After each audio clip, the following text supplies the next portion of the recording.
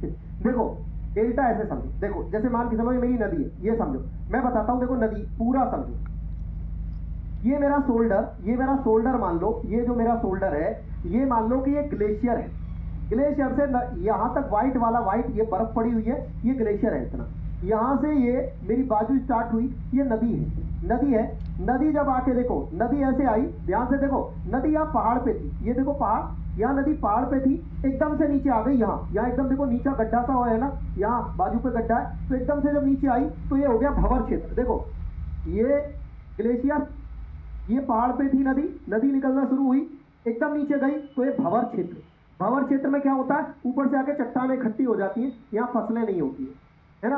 भंवर क्षेत्र के बाद फिर नदी ऊपर गई, फिर नीचे आई, फिर हुआ तराई क्षेत्र में पानी ज्यादा समय तक भरा रहता है, गन्ना और धान की फसलें अच्छी होती हैं, पानी भरा रहता है, मच्छर पाए जाते हैं, ये उपजाऊ क्षेत्र होता है तराई क्षेत्र। तराई से आगे फिर थोड़ा ऊंचा क्षेत्र आया, देखो ऊंचा क्षेत्र आया, ये मान के चलो यहाँ ऊंचा आ गया, ये नदी ऐसे आई, अब यहाँ ऊंचा आ गया, ये तराई आ गया, यहाँ देखो नीचा थोड़ा, अब ये ऊंचा आ गया यहाँ हथेली के पास। ऊंचा जब आया, जैसे ऊपर पानी चढ़ा, तो यहाँ ऊंचाई पर मिट्टी का इरोजन ज्यादा होता है।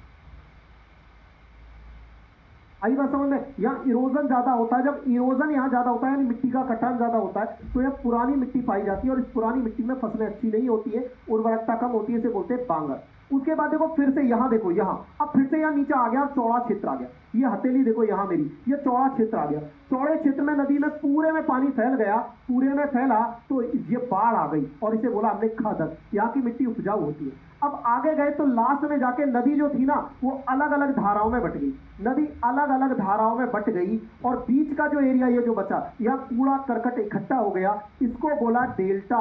और जहां नदी एंड होकर समुद्र में मिली, उसको बोल दिया हमने क्या, उसे बोला नदी का मुहाना। बता आज से